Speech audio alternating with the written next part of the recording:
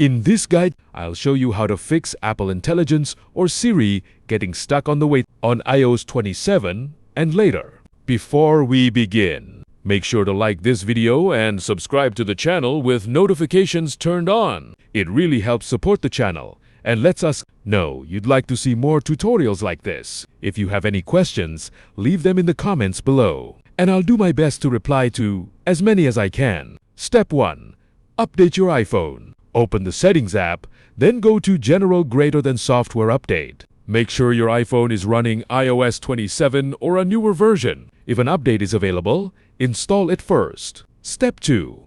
Restart your iPhone. If your device is already up to date, perform a force reset. Press and quickly release the volume up button. Press and quickly release the volume down button. Press and hold the side power button until the Apple logo appears. Then release it. Once your iPhone restarts, check the Apple Intelligence or Siri settings again. Step 3. Refresh your connection. Turn on airplane mode for about 5 to 10 minutes. Then turn it off. After reconnecting to Wi-Fi or mobile data, check if the waitlist status has changed. Step 4.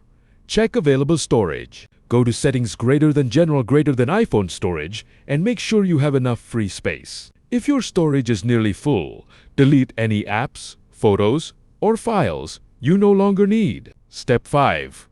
Be patient. If your iPhone still shows waitlist, there is usually nothing wrong with your device. Apple may still be processing your request, and approval can take anywhere from a few hours to several days. That's everything you need to know. If this guide helped you, don't forget to like the video and subscribe for more helpful tutorials. If you have any questions, leave a comment below, and I'll be happy to help. Thanks for watching, and have a great day. Peace!